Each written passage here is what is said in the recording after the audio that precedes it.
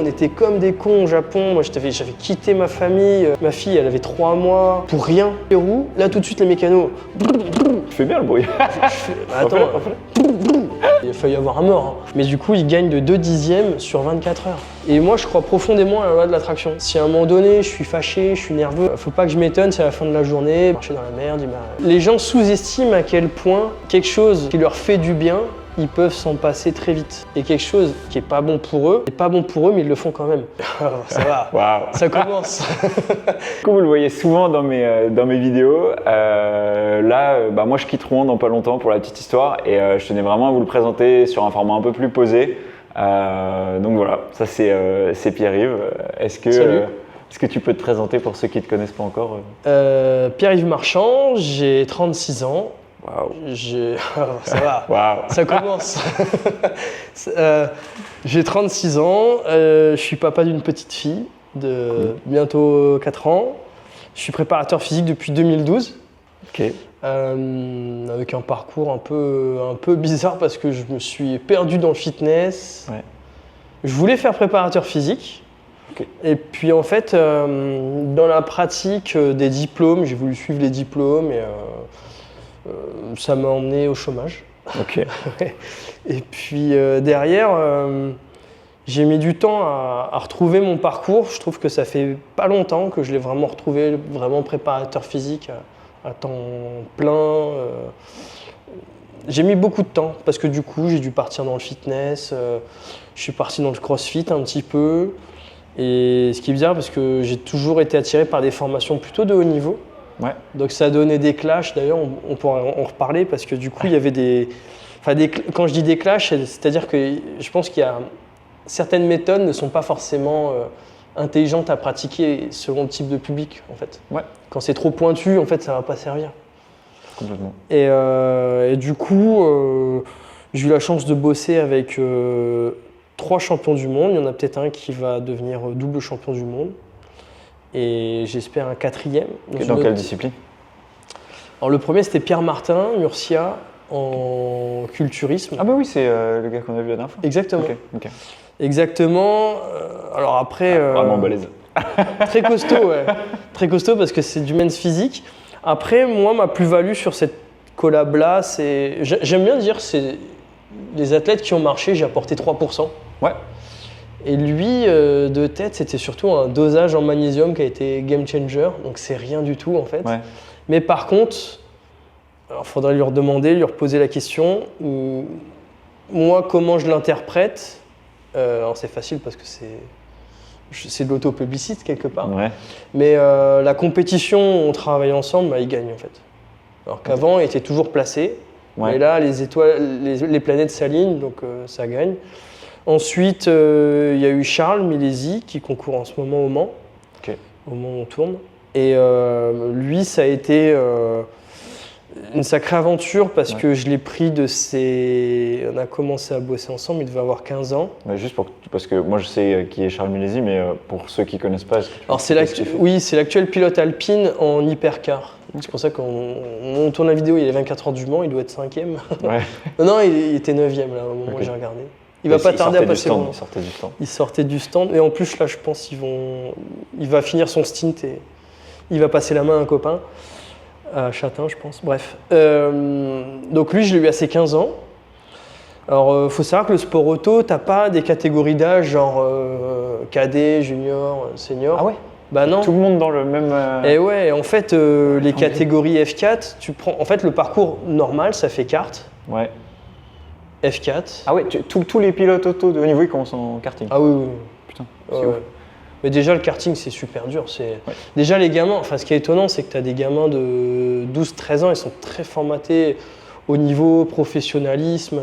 Ouais. Ils font déjà des interviews, ils signent déjà des autographes, ils sont déjà… Ouais, c'est bizarre. Hein. Quand tu vas sur certaines pistes au championnat d'Europe, ça peut faire un peu chelou, quoi. Parce que tu te dis, le gamin, il a déjà des fans. C'est ouf. Et fun fact, mais qui est vrai, quand on était au Japon, parce que les Japonais sont des vrais fans de sport auto. Okay. Moi, c'est le genre de truc, ça me touche. Les personnes fans, c'est vraiment le truc qui me… qui me fait lever aussi le matin pourquoi je veux préparer des sportifs. Il y a des mecs qui ressentent des émotions à aimer telle ou telle personne, tu vois. Et je me souviens, on était au Japon et il y a un mec qui a fait signer à Charles une petite photo encadrée de lui qui était en carte. Et c'est ouf parce qu'en fait, Charles était en carte en 2000, de 2012 à 2016. On était en 2019. Donc déjà, ça te dit juste la trajectoire. 2016, il commence le... putain, ça fait... Ah ouais, 2016, il finit le kart. C'est ouf. 2019, il roule dans une voiture qui est à 5 secondes des F1. Donc quand tu regardes le bonhomme, je t'explique pourquoi là, il est pas très médiatisé, mais tu te dis là, c'est le seul pilote professionnel de son âge en hypercar. C'est très très fort.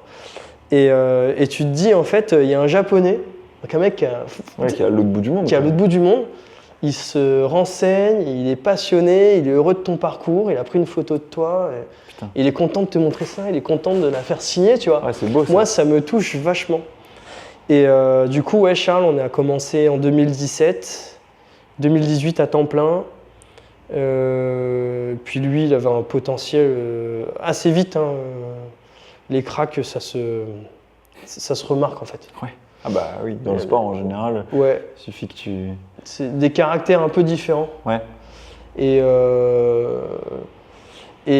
lui, ça a mis du temps à éclore parce que le truc, c'est que le sport auto, c'est une combinaison de plein de choses. Faut que ça matche bien avec l'ingénieur, faut que la politique matche bien. Mais d'ailleurs, tu vois, moi un peu, peut-être vous qui écoutez ça ou qui regardez, j'en sais rien, moi j'avais un peu cette idée de pourquoi un préparateur physique en sport auto, tu vois. Parce que tu sais, on a un peu cette image-là quand on est. Alors, vous faites pas dire ce que j'ai pas dit, je le pense plus aujourd'hui, tu vois, mais tu as un peu cette idée de. Tu vois, c'est comme les gens qui font du cheval, tu vois, on aura tendance à dire ouais, mais c'est le cheval qui bouge. Bah là, mais c'est la voiture, tu vois. Ouais, et en même temps, si tu veux, à partir du moment où tu es préparateur physique, n'importe quelle discipline, tu dois faire partir ton athlète d'un point A à un point B. Le point B doit être plus haut que le point A. Donc à partir de là, tu te renseignes sur le sport. Et c'est marrant parce que là, il concourt au Mans, qui est finalement une discipline qui est différente de la monoplace. Parce que si on devait comparer la F1 à l'endurance, la F1, c'est pas le plus vite qui gagne. La F1, quand tu regardes le format de compétition, c'est celui qui est le plus vite le samedi après-midi après les qualifications. Il s'ouvre un boulevard parce que les voitures ont du mal à suivre, la gestion des pneus fait que, à partir du moment où tu pars premier, tu t'ouvres un boulevard logiquement pour remporter la course. C'est pas toujours le cas sinon. Mais puis de toute façon, en ce moment, il faut être dans une Red Bull, faut un peu moins maintenant, mais ce qui m'avait frappé, c'était à l'époque de Lewis Hamilton. Parce que, en plus, avec les très grands champions, la carrière masque un peu les efforts. On pense que c'est facile. Mais tu vois, je me souviens d'une course, je ne saurais plus te dire laquelle, il y avait Hamilton et Bottas dans la même auto. Alors, des fois, on peut entendre ouais, mais la voiture elle est faite pour un tel. Ça ne se passe pas comme ça. Le team il a vraiment besoin de 2 pilotes et tu as une sélection naturelle qui fait que, de toute façon, c'est simple. On fait un tournoi de pétanque, toi et moi. T'es forcément... Il y a un premier et un deuxième, je veux dire. On ne va pas être à égalité. C'est binaire. De toute façon, c'est le... Exactement. C'est la loi de la compétition. Et en fait, il y avait un week-end où Bottas, il éclatait Hamilton. Et ça part en qualification. Donc Q1, les 5 derniers sont éliminés. Et Bottas devant Hamilton. Q2, les 5 autres derniers sont éliminés. Bottas est devant Hamilton. Q3, on ne fait plus que les 10 premiers. Ça donne l'ordre de départ du dimanche pour les 10 premiers. Hamilton, dans le dernier tour, le premier stint, donc le premier relais, Bottas est devant Hamilton. Donc la logique est respectée. Au dernier relais, Hamilton, il te sort un tour qui le met genre 31 millième devant Bottas. Et là, tu te dis, le mec, il a été plus vite toute la compétition, mais au moment crucial, Hamilton est devant. Il s'est ouvert un boulevard, il a gagné la course. L'autre, il devait manger son chapeau, tu vois. Mais c'est comme ça. Donc là, le format de la compétition est très dépendant. Donc à ce moment-là, si tu veux, c'est avec Charles que j'ai commencé à m'intéresser à tout ce qui est neurologie et posture. D'accord. et fascia. Ok. Parce que si tu veux qu'un mec soit rapide, c'est tout bête, hein, en fait. Je me suis mis à sa place, je me suis dit, bon, bah, c'est pas compliqué. Tu es dans un cockpit, comment je fais pour accélérer le process du cerveau? Donc le traitement de l'information, je me suis renseigné là. Après, très vite, tu te rends compte que les sens ils ont une influence énorme sur la manière de bouger du pilote ou de ressentir l'information. Ouais. Et donc ça, c'est l'œil, l'oreille interne. Et alors, ils ont beaucoup d'informations dans les mains parce que le retour en voiture, si tu veux, tu as une notion de dynamique en latéral qui est très retranscrite retranscrite. Merci, dans le volant. Ok. Et donc en fait, ce qu'ils ressentent dans le volant, le dos aussi, si la voiture chasse le dos et les fesses, c'est ça qui leur permet d'avoir un système toujours de j'intègre, j'exploite, tu vois, input-output constamment avec l'auto et eux en fait. Okay. Donc ça se travaille et après tu as de la préparation physique juste de résistance. Donc tu as le cou qui a travaillé, les bras, parce qu'il n'y a pas de direction assistée dans les catégories en F1, il y a une direction assistée. Donc en fait, en soi, moi je vais te dire, la F1, je pense que c'est pas si physique à conduire. Je pense que c'est très physique par contre de gérer une saison. Ok. Ouais, donc c'est pas sur la course en elle-même. Après, il y a eu des circuits là à Doha, l'autre fois c'était chaud. Hein. Il y en a 2 qui sont partis à l'hôpital quand même pour déshydratation. Donc là, faut s'imaginer faire un petit crossfit dans un sauna, tu vois. Je vois. On va passer parce que là, en gros, on a à la base cette partie-là. Bon, là, on a un petit peu, dévié, mais l'idée c'était d'apprendre à te connaître un peu toi. Pour le coup, j'ai choisi de mettre en place une sorte de petit jeu. L'idée, c'est que je vais te poser des questions et tu vas devoir répondre du tac au tac sans réfléchir. Ok. Sauf la dernière, mais je te le dirai. D'accord. Ça roule. C'est parti. Si tu ne pouvais manger qu'un seul aliment toute ta vie, ce serait quoi? Oh, de la pastèque. La pastèque. Ah, j'adore ça. Ok, top. La qualité physique la plus importante selon toi? Question difficile. Ah, c'est dur ça.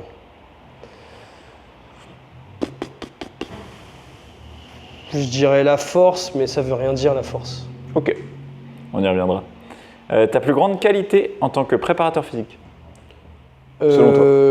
Je pense être quelqu'un de conscient et de pas aveugle. Ok. Et ça, j'en suis assez fier. Trop cool. Et ta plus grande qualité en tant qu'humain? Je pense être empathique. Carrément. Tu préfères t'entraîner le matin ou le soir? Le soir. Ok. Si tu pouvais écouter qu'une seule musique pour tous tes entraînements, ce serait laquelle? Pour tous les entraînements? Ouais, ça veut dire que tu as une musique et à chaque fois que tu t'entraînes, c'est cette musique-là et pas une autre. J'aime bien Ah si, je sais. Swedish House Mafia, Greyhound. Okay. C'est là quand je la mets, je deviens un peu... Cite-moi un préparateur physique qui t'inspire beaucoup. Waouh, il y en a plein. Deux. Alors il y aurait Paul Gagné, déjà, parce que lui, c'est vraiment le type qui a changé ma vie. Hein. Ok.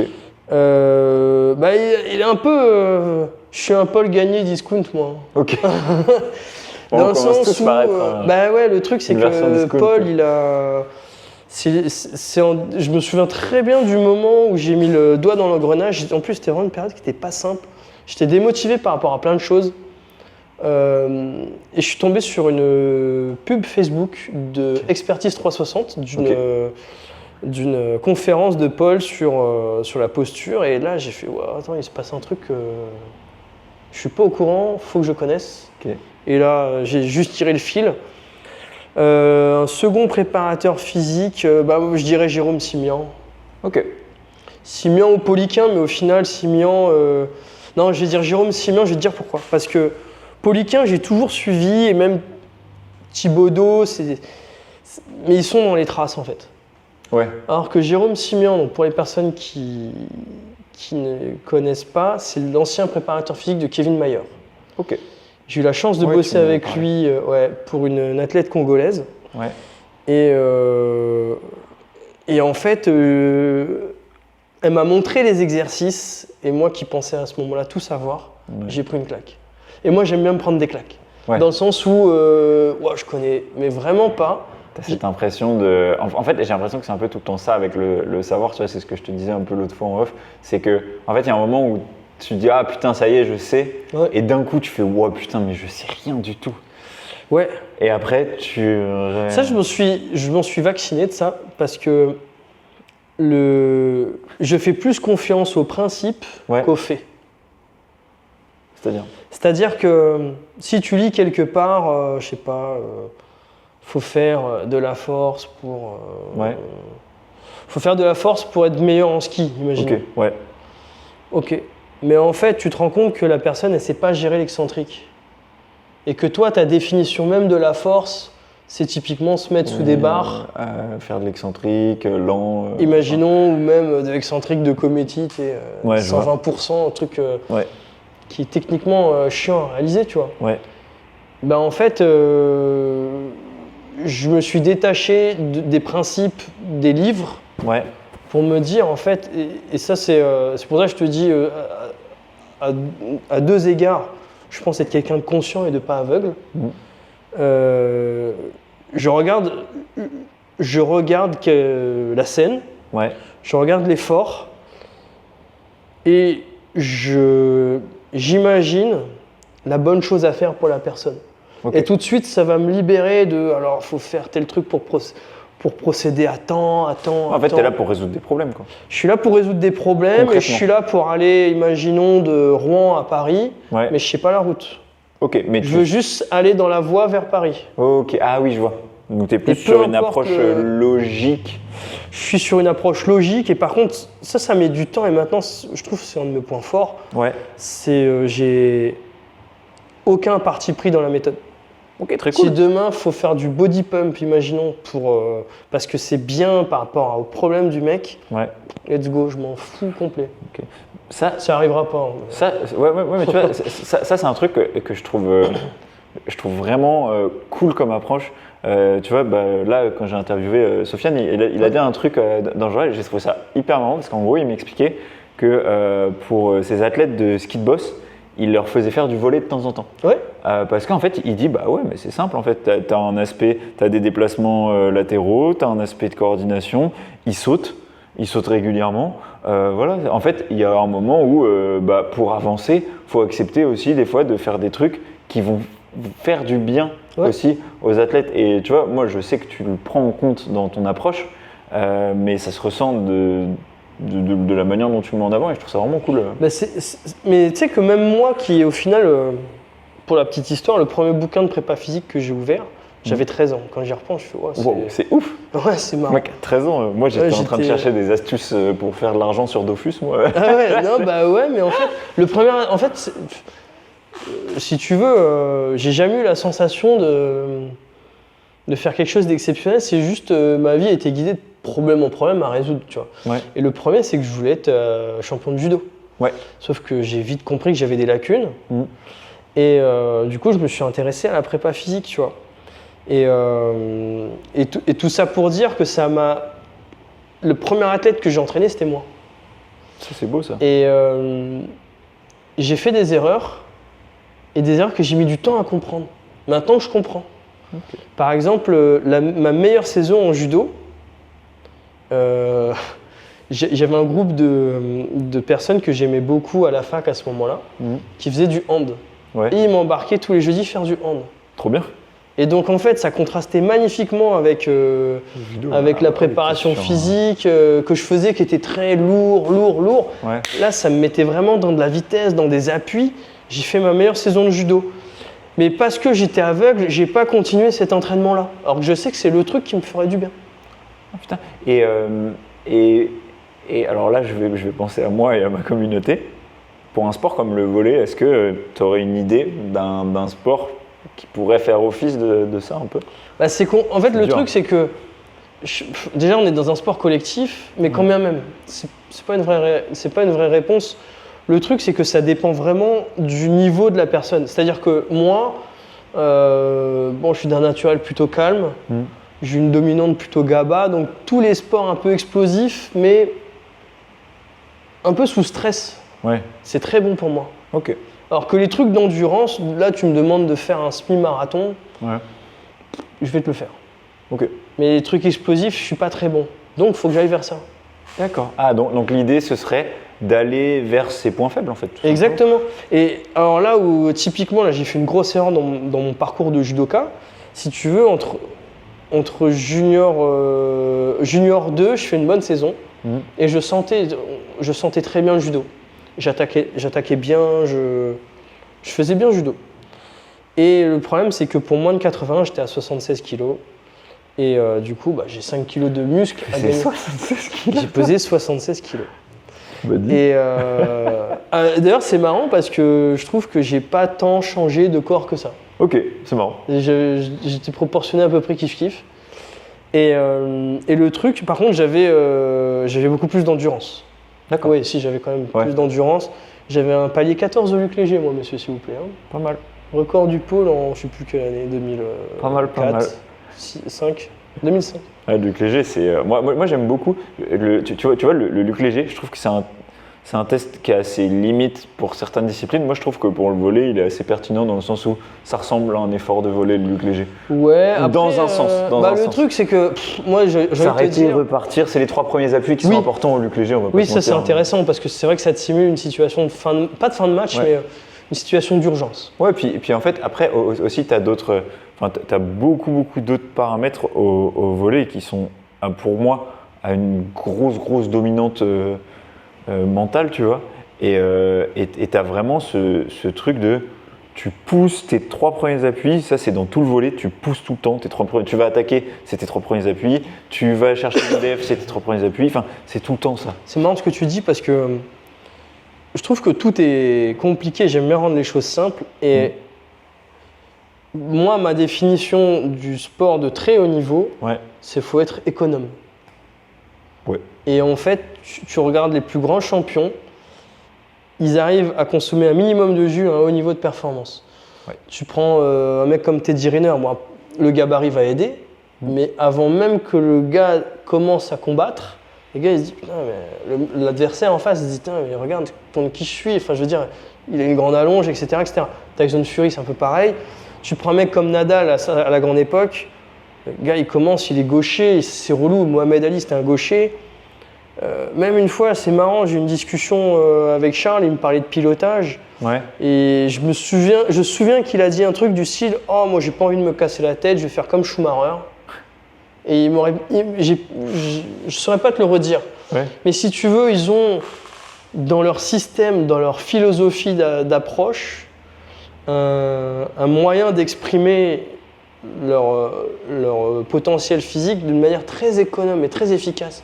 Okay. Ils vont pas passer par Non, c'est très direct. C'est tout droit. Ouais. Et ça rend des grands athlètes. Ça donne des grands athlètes. Mais tu sais que ce truc-là, moi je suis intimement persuadé que c'est exactement la même chose dans le volley parce qu'aujourd'hui, en fait, oui, le volley pour moi c'est un regroupement de plein de gestes complexes, mais qui, pris un par un, sont juste un assemblage de choses très simples. Un service, c'est un lancer et une frappe. Si tu sais faire un lancer et que tu sais faire une frappe, tu sauras servir. Après, tu peux ajouter un saut, tu peux ajouter un truc, etc. Oui. Mais quand tu regardes, tout peut être simple. Et je trouve que ce qui est dommage, c'est qu'aujourd'hui, on aime bien faire paraître les choses compliquées parce que waouh, ça doit être stylé, ça doit être truc. Le problème, c'est que ça met beaucoup de. Ça met de la pression sur les gens. En fait, le truc aussi, c'est qu'on confond beaucoup cause et conséquence. Ouais, vraiment. Ça, par contre, il y a plein de débats, d'ailleurs, je trouve, on s'y perd un peu. Là, il n'y a pas longtemps, il y avait le débat pas sur le squat de rond, mais sur les genoux qui rentrent, comme quoi c'est le plus efficace. Sauf que ça, c'est des conséquences, en fait.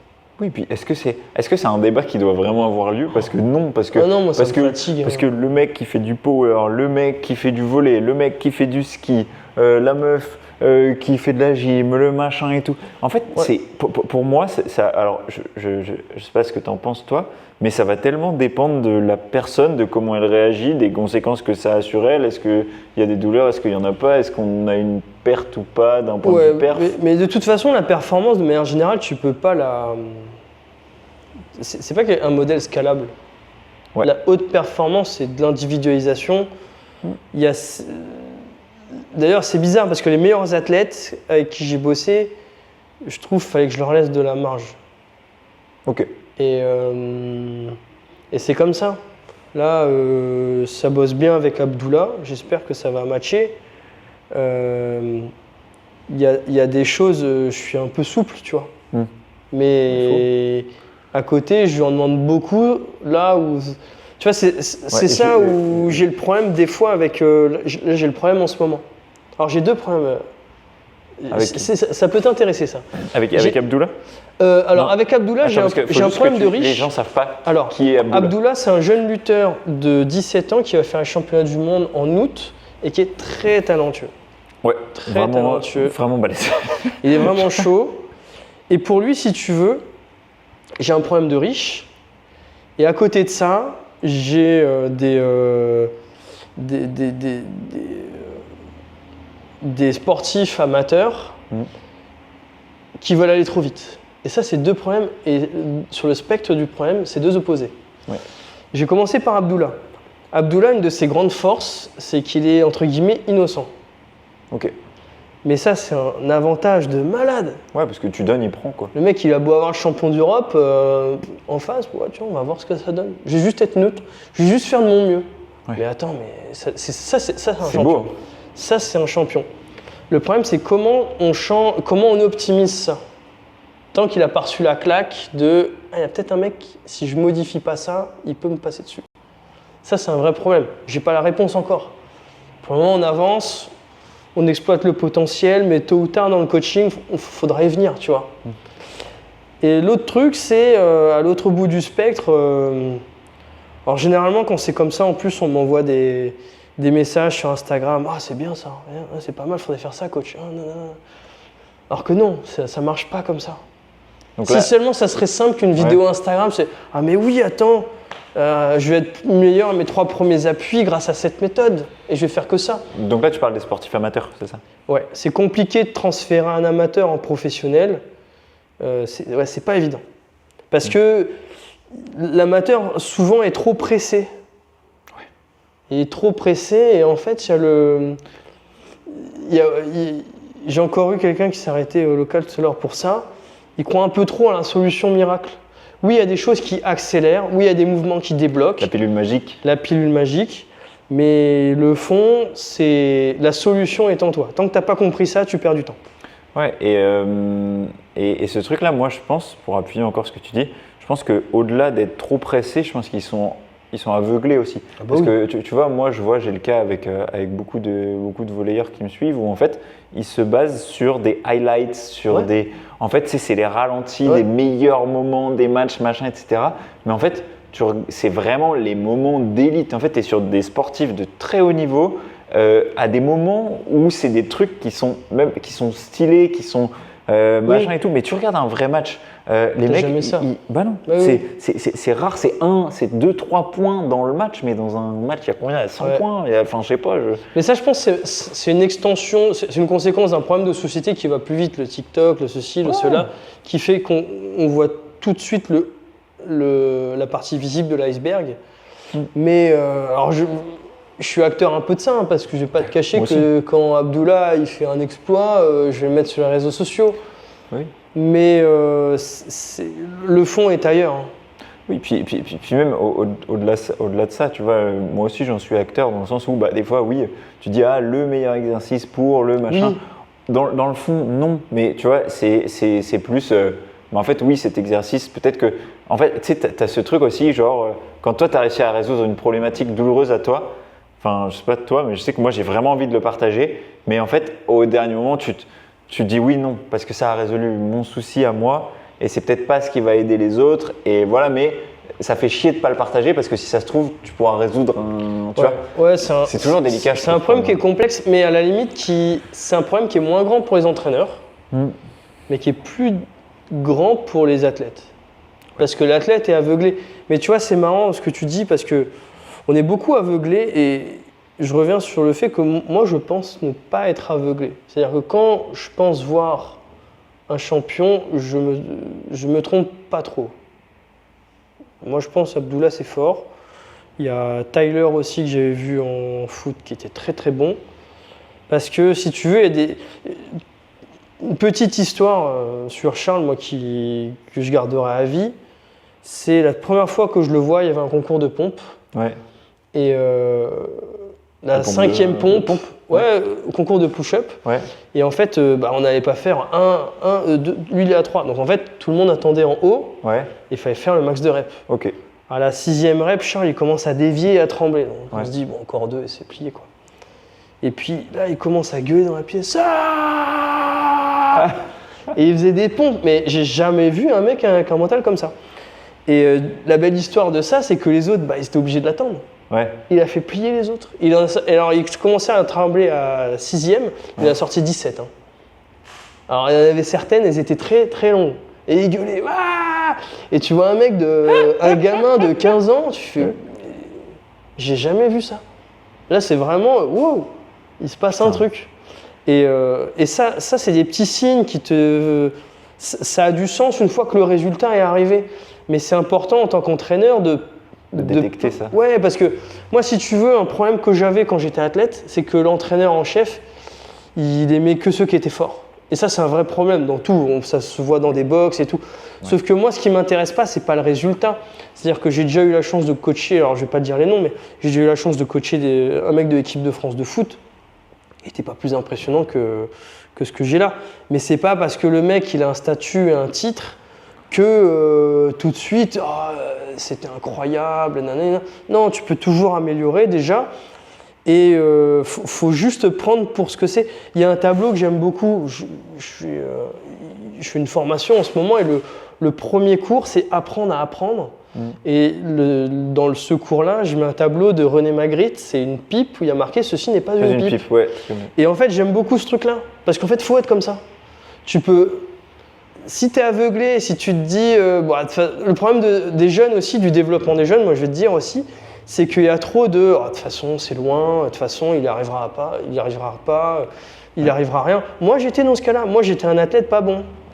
Et personne croyait en moi. Sauf que je m'excuse, mais à la fin des entraînements, quand je repense à ce que je faisais à l'âge de 13...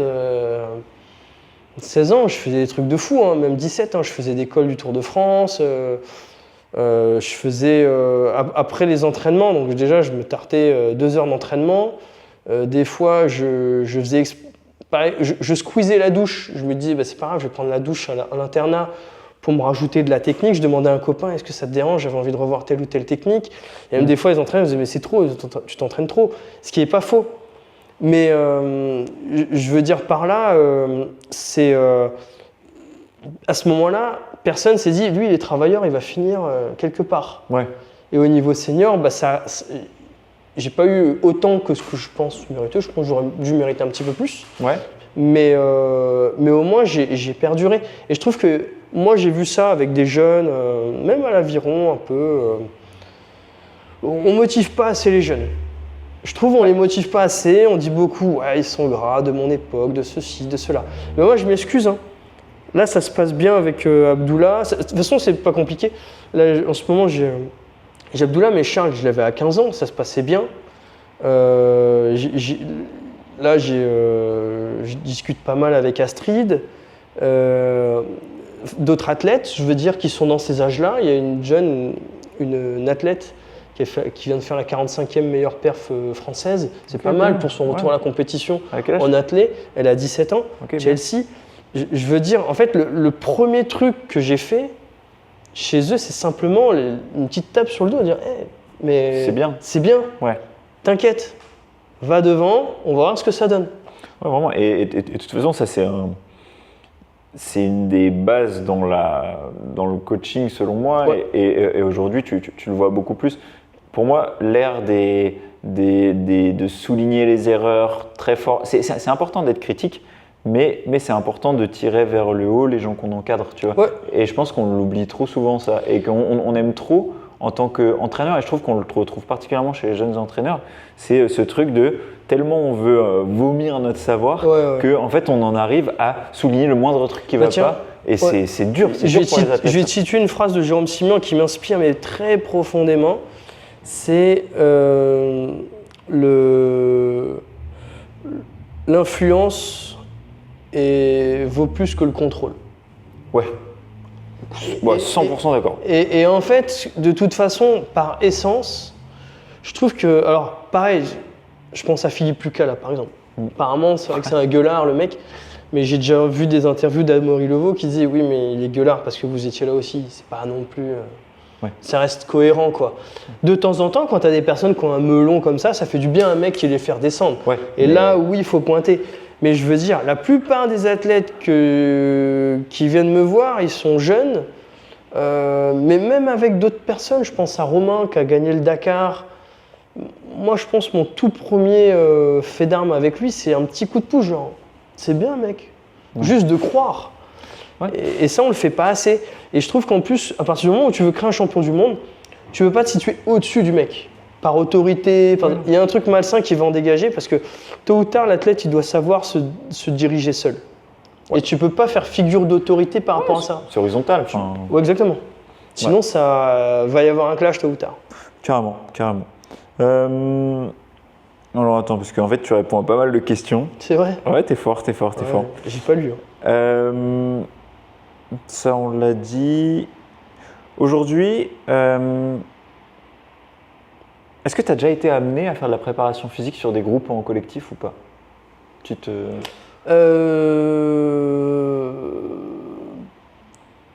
Pas au niveau.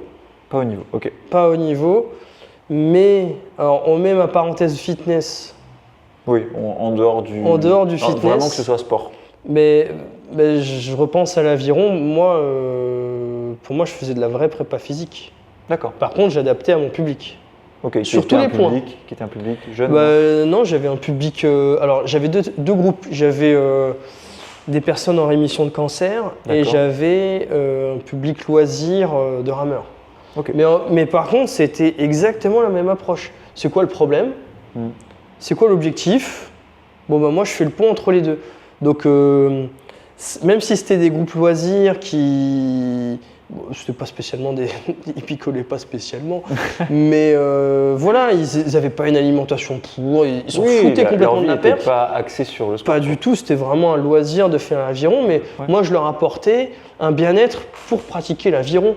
Donc, ils étaient très contents quand on faisait quelques LDOA pour soulager le dos, quand on rééquilibrait la hanche, quand on travaillait la souplesse de cheville. Parce que eux, derrière, ils exprimaient le truc. Ils s'exprimaient mieux sur le bateau. Sur l'aviron santé, c'était à peu près pareil au final, l'approche. Et en fait, l'approche était similaire. Et comment je diluais le truc, c'est que j'avais un...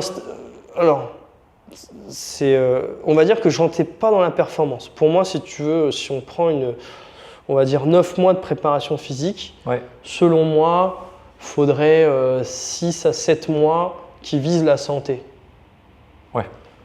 Donc là, on est dans de la préparation physique générale. Donc tu veux simplement avoir des standards équilibrés, mais partout. Et après, on va être dans la performance. Et là, on va être OK pour se dire, là, j'en perds un petit peu en santé. C'est pas bon pour le corps, mais on a besoin de ça pour aller gagner la médaille. Pour perf. Et après, on va rééquilibrer ça sur l'année suivante, sur le roulement. D'accord. OK. Donc ça, j'allais pas là-dedans avec ces groupes-là. Ok, trop cool. Est-ce que toi, demain, parce que moi à la base c'est le volley, demain si tu étais amené à encadrer un volleyeur dans de la perf, tu vois, en jeune ou quoi, est-ce que tu aurais une idée de comment tu aborderais le truc ou pas du tout? Là je te prends un peu au dépourvu avec la question. Non, pas tant que ça, parce que ça peut arriver demain. Déjà, c'est juste parler. Et en général, les questions qui reviennent souvent, c'est je lui dis je connais pas ton sport. Mais ça pour moi c'est...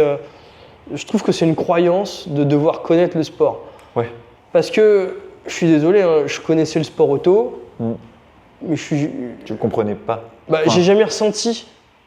Je suis rentré dans la voiture avec Charles, une fois il m'a conduit en Porsche, c'était en 2020, je crois que c'était au Covid, et ça faisait déjà 3-4 ans qu'on bossait ensemble. Et quand bien même, j'ai un bon coup. Faut savoir que Charles, à l'époque, il pesait 52-54 kilos. Et au tour de cou, parce qu'une fois, il fallait que je prenne le tour de cou pour sa future combinaison, il faisait 2 cm de moins que moi. Et moi, à l'époque, je faisais 90. Là, je suis en fais un peu moins. Donc, il a quand même un très bon coup, tu vois. Ah bah ouais, Il avait un rôti entre la tête et les épaules. on faisait des trucs de taré. Hein. Il y avait à un moment donné, on s'entraînait à Paris au niveau des champs. Ouais.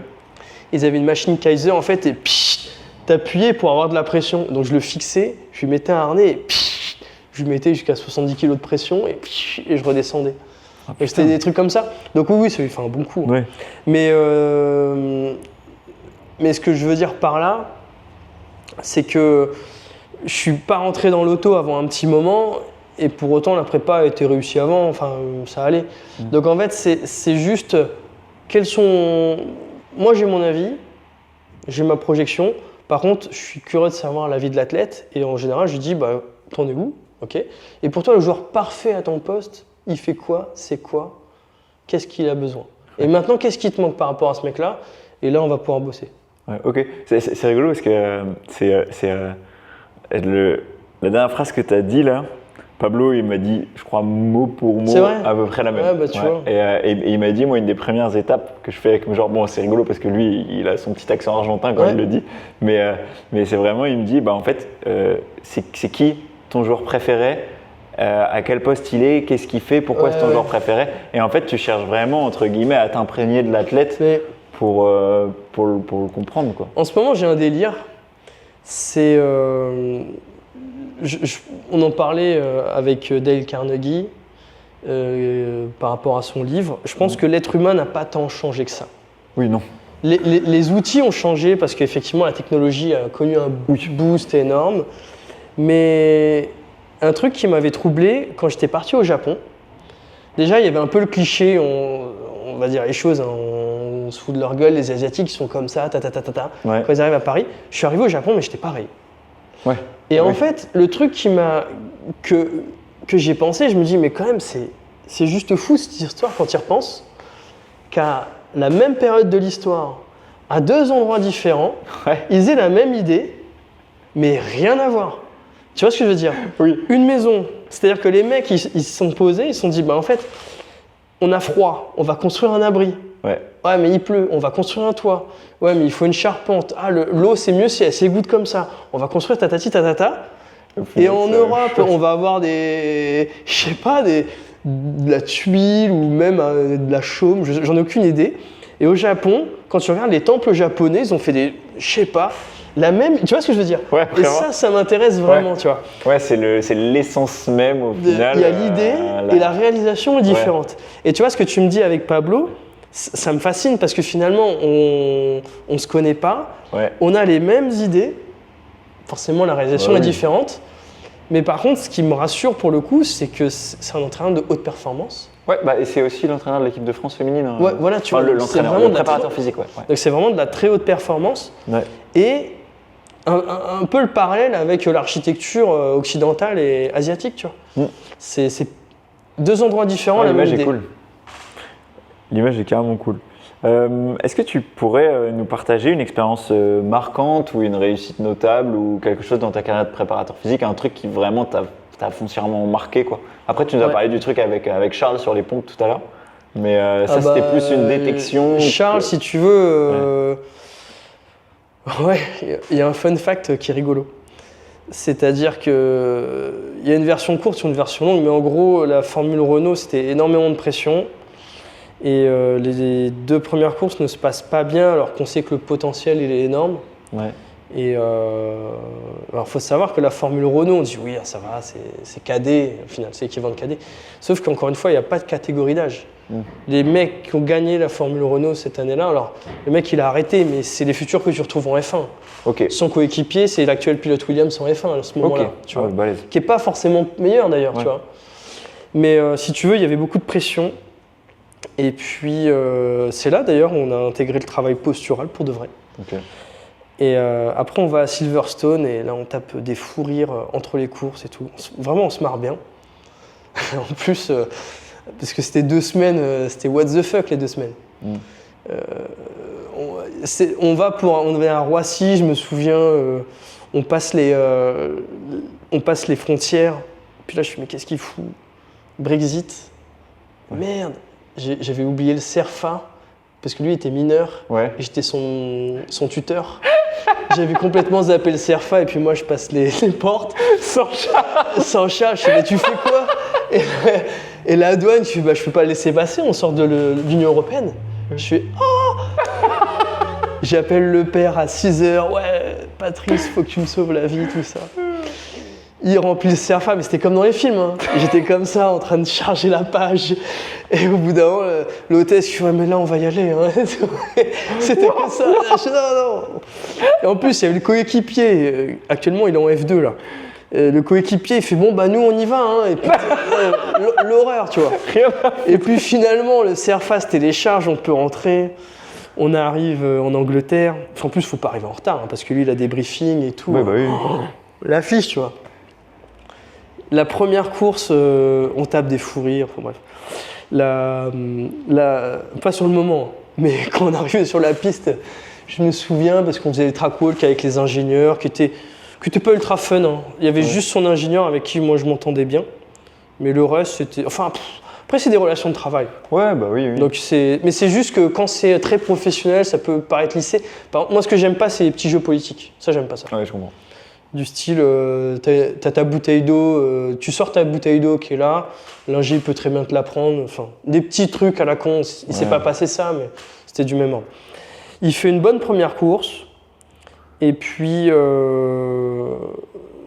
fait une bonne première course parce qu'il était pénalisé de la course d'avant, donc vraiment, c'était la course d'avant, c'était vraiment dur, c'était vraiment limite, bon, on arrête tout, c'est vraiment naze, tu vois. Ouais. Conditions, pression compliquée. Et puis il fait une bonne première course. Le lendemain, il part. Il devait être libéré. Ouais. Paf! Il claque P2 de son groupe, donc il part 3e. Cool. Bien. Sauf qu'on revient vers lui, il fait bah ouais, mais en fait, le mec de devant, le deuxième, il a une pénalité. Et le mec encore devant, au moment où il fait son tour, il fait un track limit. Donc son temps, il est annulé. Donc en fait, tu pars premier. Donc il fait OK. Let's go. Let's go. Et puis alors Charles, une fois qu'il partait premier, tu le rattrapes pas. Donc il gagne Silverstone, trop cool. Bien. Donc tout de suite, année réussie. Ouais, vraiment. Donc tu pars vraiment on sortait de Monza, c'était vraiment compliqué. T'enchaînes avec beaucoup de pression. Alors par contre, on avait une pause de 3 semaines sur laquelle on avait pu poser un travail intéressant. Ouais. On repart, t'es à ça de louper l'avion, tu te dis oh putain. Et puis finalement, ça finit très très bien. Et puis on enchaîne tout de suite avec Monaco. On arrive à Monaco et puis pareil, des trucs un peu what the fuck, mais Charles claque la pole et puis quand tu claques la pole à Monaco, alors il claque la pole plus le record de la piste, hein, absolu de la discipline. Ah oui, le boss. Ah oui, vraiment, il a cartonné. Et puis quand tu pars à Monaco premier, c'est compliqué d'être rattrapé. Alors, à Monaco, si tu veux, comme tu as 2 courses en Formule Renault, et que tu as 2 groupes, le premier du groupe A part premier samedi et part deuxième dimanche. Ok. Donc Charles part deuxième samedi et part premier dimanche. Et du coup, il part dimanche, il éclate tout le monde. Il fait, je crois qu'il a 20 secondes d'avance. Après, c'est filmé, t'as Canal+. Je crois qu'il y a des vidéos où je suis en train de chanter la Marseillaise. Il y a mes cousins de comment on appelle ça, de La Réunion qui m'appellent, disent oh, je t'ai vu sur Canal et tout. Trop marrant. Le père qui est aux Anges. Et alors après, parce qu'en plus, t'as Red Bull qui s'y mêle. Enfin bref, what the fuck quoi. Et le papa, il est aux Anges, il nous paye le resto. Alors quand tu connais Monaco, il nous a payé le resto au virage de Sainte-Dévote. Donc tu vois les bagnoles qui partent, tu te retournes 20 secondes plus tard, enfin un peu plus 30, ouais. Tu les vois à la piscine, putain. Et après il faut rentrer quoi. Et donc le lundi matin, après 2 semaines mais féeriques, ouais. Où tu fréquentes vraiment, bah là c'est des milieux aisés et tout ça, ouais. Et bah le lundi, j'étais en train de tourner ma pelouse à Darnétal. Et ça, je me dis, wow, le décalage de dingue. Ouais, ça fait un gros contraste. Ça fait un gros contraste. Fait un peu badé, ça. Et après, l'autre souvenir, alors, ça c'était fort parce qu'une victoire à Monaco, alors après, moi il me reste que les souvenirs et l'estime de Charles, c'est vraiment ça mes récompenses. Les souvenirs, les photos, quelques photos. et l'estime de l'athlète.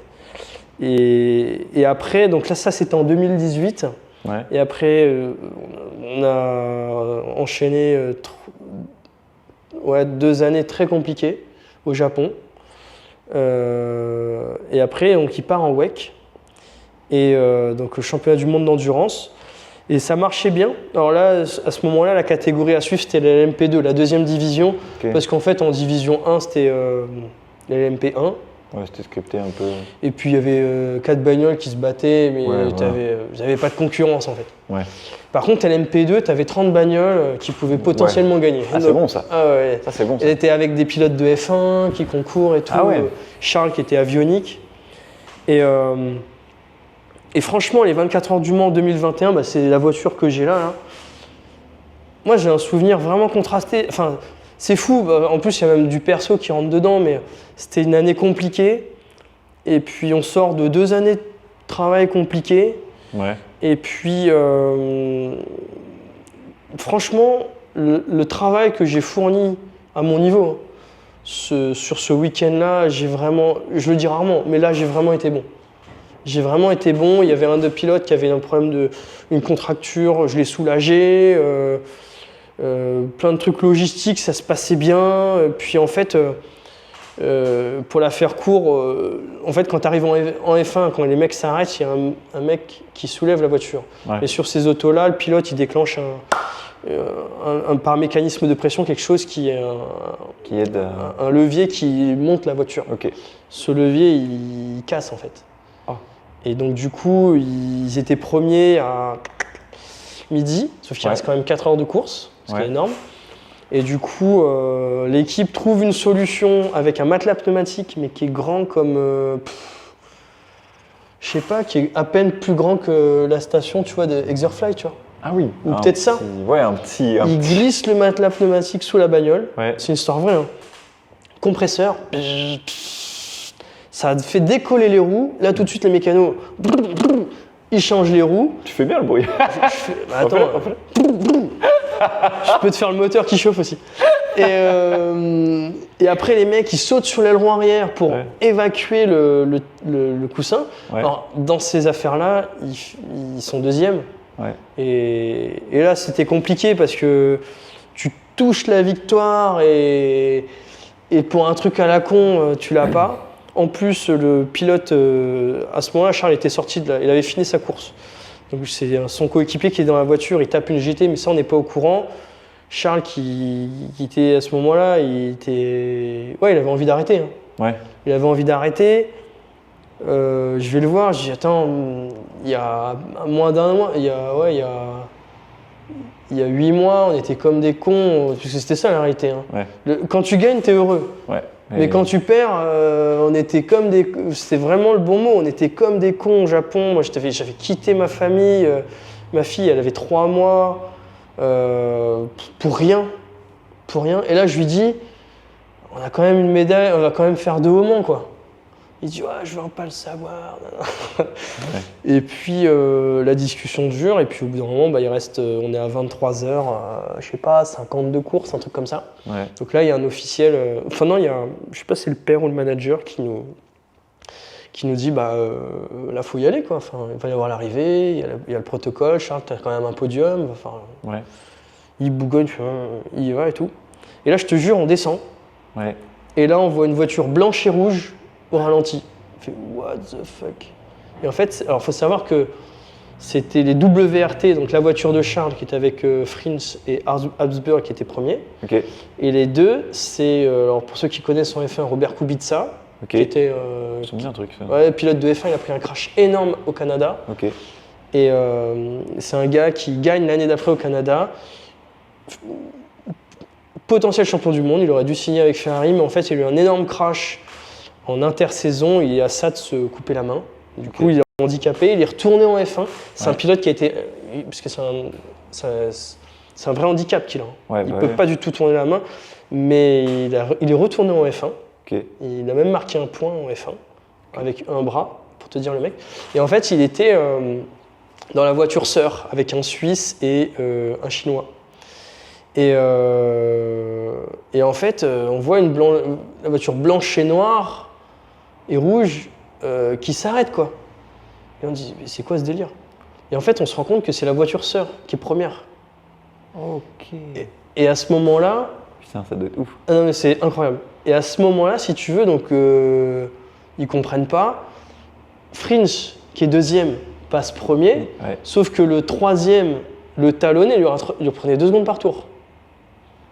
Donc là, je peux te dire, Wow. c'est quoi cette adrénaline? Et là, il te reste combien? T'es à combien de minutes de la Ah course, bah là, c'était le dernier tour. Oh. Donc là, faut juste finir, faut Wow. juste passer la ligne devant. Faut y aller, quoi. Faut y aller. Sachant qu'il avait il avait tapé une GT, donc il n'avait pas la quintessence de la bagnole. C'est pour ça que les mecs, ils reprenaient 2 secondes au tour. Ok. Ah ouais. Et là, c'est fou, quoi.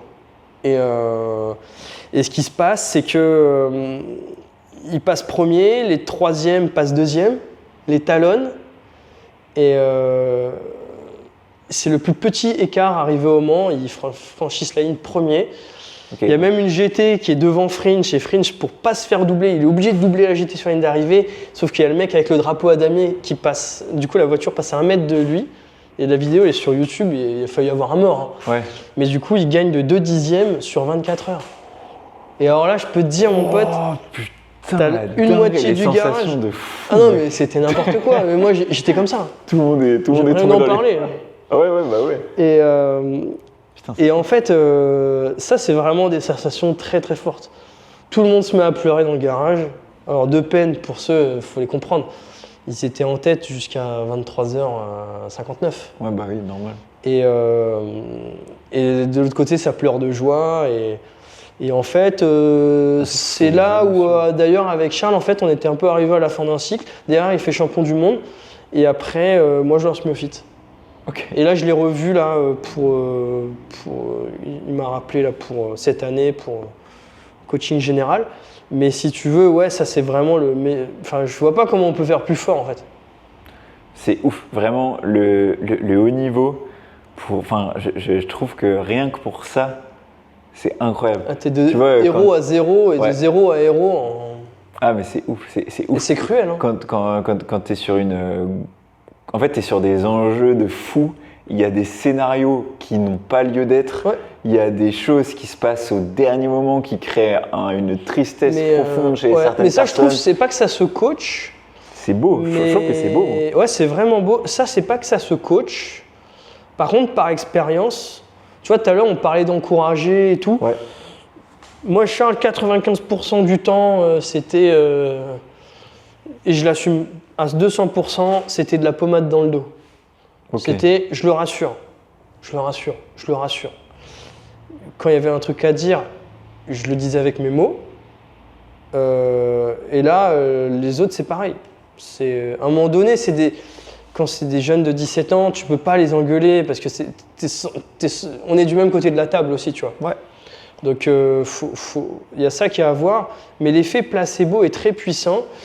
Et moi, je crois profondément à la loi de l'attraction. Si à un moment donné, je suis fâché, je suis nerveux, nanana, faut pas que je m'étonne si à la fin de la journée, je sais pas, j'ai marché dans la merde, on m'a filé une amende, etc. Donc Ouais. ça, je trouve que c'est profondément important de mettre un bon climat pour faciliter la réussite. Et derrière, tu sais, il y a toujours une part de chance de toute façon dans le sport. Oui. Ah bah oui. Donc Mais les c'est ce qui meilleures fait la beauté ondes, du truc. ouais, carrément. Les meilleures ondes, tu peux apporter. Ouais. Le provoques boulot, la- c'est créer de la réussite. C'est juste ça. Ouais. Ouais. Ouais, j'aime bien. J'aime bien ce que tu viens de dire. On arrive bientôt vers la fin. Et une dernière question d'un point de vue sportif. Est-ce qu'il y a des choses dont tu aimerais parler sur la prépa physique, peut-être casser un mythe ou un truc qui te tient vraiment à cœur, un message à faire passer, que ce soit pour des amateurs, pour des entraîneurs, pour ce que tu veux. C'est un message à faire passer. Il y a c'est le moment. il y a tellement de mythes. Même pas forcément un mythe à casser, mais un message à faire passer. Ça peut être quelque chose de plus général, ça peut être ce que tu veux. Encore une fois, ça serait. C'est très compliqué de ne pas être aveugle. C'est très compliqué et c'est très facile d'être aveugle. Donc, c'est compliqué de se détacher du marketing. Moi,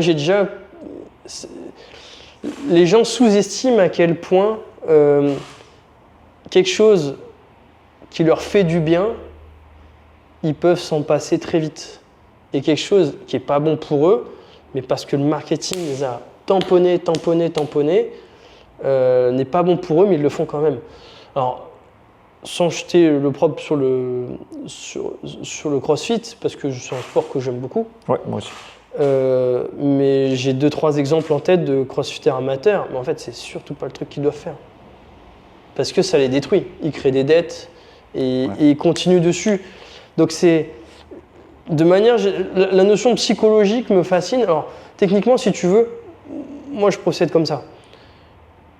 Par passion, je me suis intéressé à beaucoup de connaissances et je pense maintenant avoir un avis éclairé, même si on ne l'est jamais assez, qui fait que lorsque j'anime une séance, la partie tâche, la partie intensité, choix d'exercice, c'est très important. La vraie science, je trouve, est dans le choix de l'exercice. Okay. Parce qu'après, les modulations, intensité, volume, fréquence. Moi, j'aime pas trop d'ailleurs les prépas physiques j'aime pas trop l'approche quand tu joues à la PlayStation. En mode, tu sais, genre la table de Baroga, donc tu vois ce que je veux dire. Oui, je vois. S'il a fait tant, 80%, il doit faire tant. Ça doit faire tant, attends. Et puis s'il n'arrive pas, c'est qu'il y a de mauvaise volonté. Ou ça, j'aime pas ça. C'est pas ça marche pas comme ça. C'est pas de l'individualisation. C'est pas de l'individualisation. Ouais, en plus, on peut vraiment croire que on est dans le vrai. C'est là où il faut faire attention. Et moi, ce qui me fascine, c'est quand même plus le côté management et psychologie de la performance. Parce que ça, en fait, mon attention est là-dessus. Ok. Mon attention est là-dessus, mais toujours avec le prisme de prépa physique, en fait. Ouais. C'est pour ça que je me renseigne un peu sur les réflexes archaïques, parce que je veux savoir quand même ce qui peut émerger quand la personne est vraiment hors de sa zone de confort.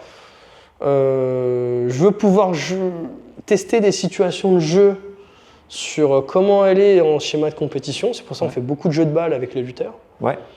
Mon attention, elle est là-dessus. Mais je suis un préparateur physique, je ne me prends pas pour un coach de vie ou un préparateur mental, pas du tout. Mais par contre, ce que je veux dire par là, c'est que les chiffres aveuglent. Alors qu'en fait, ce qui est important, c'est qu'est-ce qui se passe là, dans la salle. Qu'est-ce qui se passe là? Parce que techniquement, là, tiens, je ne sais pas s'il regardera la vidéo, mais je le félicite parce qu'il y a Rose Loga qui vient de faire 3e au championnat d'Europe d'athlée en marteau. Ok. Et son entraîneur et elle m'avaient contacté pour une douleur à la côte en 2022. Et à un moment donné, Rose, elle devait s'entraîner dans un couloir parce que je crois que c'était en stage à Tenerife ou un truc comme ça. Et en fait, je me souviens, Baptiste Lacour, il a dit, mais tu vois, c'est ce que les gens ne voient pas, c'est que des fois, on fait des médailles dans des couloirs, en fait.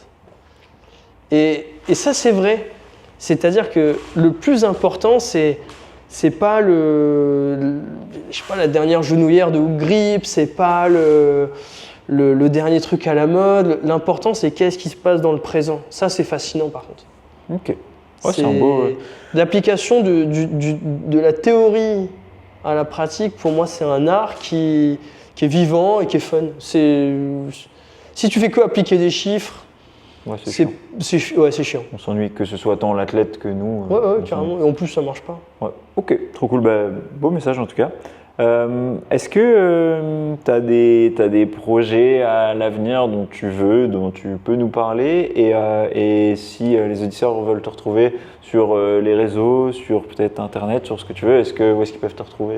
Alors, le projet long terme, moi j'aimerais bien créer un genre de clinique du muscle reconnue, c'est-à-dire amener au coach justement cette notion de non-aveuglement via la science. C'est-à-dire que combien de fois, moi, je vais te raconter une bonne anecdote pour illustrer ça. Je l'avais pas fini, je l'avais commencé tout à l'heure. En fait, quand j'étais en judo, à un moment donné, j'étais moins de 81, donc j'avais 5 kilos à gagner. Okay. Et on m'avait dit, mais Pierre-Yves, c'est pas compliqué. Ça, c'est vraiment coaching PlayStation. Ouais. C'est pas compliqué, Pierre-Yves. Tu gagnes 5 kilos de muscle, tu es champion de France. Ah bah oui. Non, mais tu vois. Et puis moi. Allez, on fait comme ça. Ah bah oui, tu vois, j'y avais pas pensé. Et puis moi, à 17 ans, je vais avoir cet âge-là. Je me dis, en fait, c'est pas compliqué. je vais me prendre un programme de malade. Je vais aller haltéro le matin, développer couché l'après-midi, papapam. Et puis j'étais costaud, hein. Je suis revenu, j'étais bœuf. J'étais pas à 80 kg, mais je devais être à 79, costaud, tu vois. Et puis arrive le stage de rentrée, et alors là, une merguez. J'étais nul, mais j'étais nul. Je fais merde, il s'est passé quoi? Tout mon beau judo, des sensations et tout, j'avais tout perdu. Et en fait, d'ailleurs, il faut faire attention parce que les vraies carrières qui se cassent, je pense que moi je suis un cas d'école. Je prends du retard à ce moment-là en août. Je le rattrape en décembre via un stage national, parce que là j'étais bon. La compétition d'après, c'était un tournoi international début février, je crois. Et là, en demi-finale, je me blesse, et je me blesse pas une petite blessure, je me blesse vénère. Et du coup, je manque les France. Alors, je fais les France, mais je me souviens qu'à l'époque, j'arrivais pas à faire une pompe. Et j'avais passé le mois de mars-avril, même février, à m'entraîner avec les filles du pôle. Okay. Donc j'avais pas de vraie résistance. Et malgré tout, je me pointe au championnat, je bats un ancien champion de France, et après, je perds contre un mec qui derrière perd contre un mec. Et en fait, dans mon quart, il y avait le futur vice-champion de France et le futur troisième. Ok. Donc, ouais. Pas de chat. Mais par contre, ça m'est resté un peu dans la gorge, le fait de me dire, putain, c'est dingue, j'ai fait muscu et je suis rentré pas bon, quoi. Normalement, le truc 1+1 qu'on m'avait dit, qu'on m'avait vendu, mais c'est pas binaire. Gagne 5 kilos de muscle, tu vas être plus fort. Normalement, je l'avais fait, quoi. Ouais. Je me suis fait voler sur quoi? C'est frustrant. J'ai mis des années à le comprendre. Le truc, c'est que quand tu mets trop d'intensité sur un muscle, tu spécialises le muscle, tu rentres le muscle dans un schéma, et qu'est-ce qui se passe dans ce schéma? Tu spécialises le fascia, la proprioception. Donc j'étais très bon au coucher, c'était pas le problème. Mais le problème, c'est que le judo, c'est pas qu'un push pattern.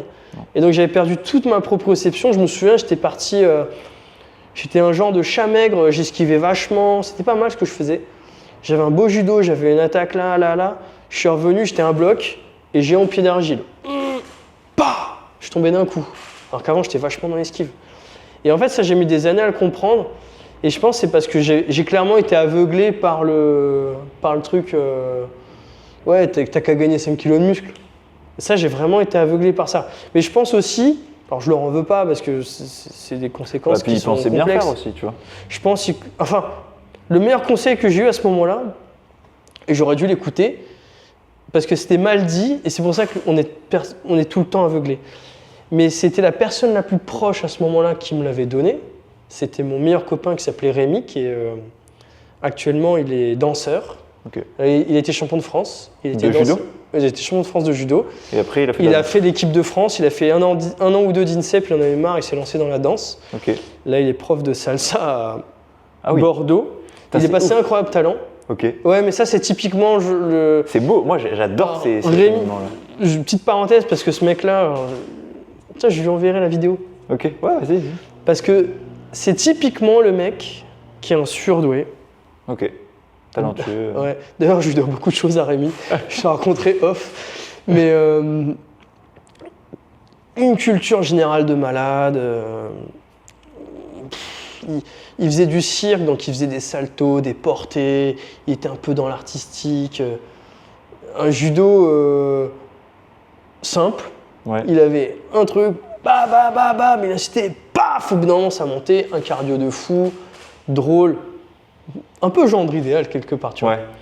Et en fait, on l'a un peu forcé à avoir son bac S pour être dans le bac S. Je crois qu'il ne l'a pas eu. Okay. Et après, champion de France de judo, t'es bon en junior, t'as l'INSEP qui dit toi Coco, tu vas venir avec nous. Hein. Sauf que tout à l'heure, on parlait, on n'encourageait pas assez les jeunes. Là, l'INSEP, c'est même pas ça. Ils sont... ils détruisent. C'est des jeunes ovores, tu vois. Ils se nourrissent des jeunes, tu vois. Et on en rigole, mais moi, de mon année, j'ai eu... je crois que j'ai eu 4 copains qui sont partis en dépression. 3 copains de tête. Peut-être même un... Ouais. C'est grave quand tu vois la raison pour laquelle tu rentres dans un sport à la base, tu vois. Ah, mais ouais. Tu vois, Ah, non, mais à la totalement. base, tu es là pour un plaisir, tu vois, Ouais, et un sport, totalement. à mes yeux, ça doit le rester. Et en Ouais. fait, tu dégoûtes un jeune, en plus de le rendre, à mes yeux, je pense que c'est un frein à la progression, et en plus, tu lui retires, tu Et lui ça- retires ce qu'il avait avec Et ce ça partira pas de sitôt. Alors je sais pas si c'est toujours comme ça, mais de toute T'inquiète, façon, Pi, t'as... on va y arriver. Non, c'est pas ça, mais je pense que c'est même très compliqué parce que qu'en fait, quand tu regardes combien de temps ça fait qu'on. Je pense que le phénomène de recyclage, il est très, très fort. Oui. Et bref, Rémi, il m'avait dit, pour revenir à l'histoire, Rémi, il m'avait dit, mais fais de la muscu, mais au naturel. Il m'avait dit, fais ça. Moi, je dis, ouais, Rémi, je fais des gros pecs. Tu vois, je m'étais un peu dit ça. Et puis, je devais avoir un programme de muscu qu'on m'a pas fait. Alors, j'en veux pas du tout aux personnes, hein. C'est juste que. D'ailleurs, j'ai rencontré un préparateur physique qui est très connu, Benjamin Delmoral. Un des trucs qu'il m'a dit, c'est j'aurais aimé être. Enfin, je suis le préparateur physique que j'aurais aimé rencontrer plus tôt. Et moi, c'est un peu le truc qui me guide, parce que moi, je pense que j'ai été très longtemps seul. Et du coup, j'ai compris mon erreur sur la proprioception bien des années plus tard en m'intéressant au fascia. Et moi, je veux rendre des coachs qui ne sont pas, des personnes qui ne sont pas aveugles, qui puissent comprendre et vraiment détecter le besoin précis qu'a un athlète, la fréquence précise, le besoin dans le contexte qu'est l'athlète. Ah, c'est beau. Ça, c'est mon projet principal. Ok, trop cool. Et du coup, si on veut te retrouver sur les réseaux ou même Principalement. en vrai maintenant, parce que là on est dans une super salle. Ouais, bah ça c'est, pour en parler côté entrepreneuriat, mais c'est un peu irréaliste maintenant que j'y repense, mais maintenant à Rouen, 94 avenue du Mont-Riboudet, puis surtout sur les réseaux sociaux, c'est MyoFit, Fascia Strength. Tant que je change. Tant que je change pas le nom, mais pour le moment c'est MyoFit. Ouais. Non, mais de toute façon, je pense que ça restera plus ou moins MyoFit. Donc, de Par toute contre, ça façon, restera MyoFit. si vous écrivez MyoFit, vous le trouverez. Et sinon, n'hésitez pas à aller regarder sur mes réseaux. Vous trouverez forcément un lien avec Pi. Ouais. Il est toujours pas loin. Ouais. Il est toujours pas loin. Bah, merci beaucoup pour Écoute, ce moment. c'était super C'était cool. hyper cool. Et puis, de toute façon, on n'est pas sans se refaire des trucs De toute ensemble. façon, on va se revoir dans, je sais pas, un ou deux réels.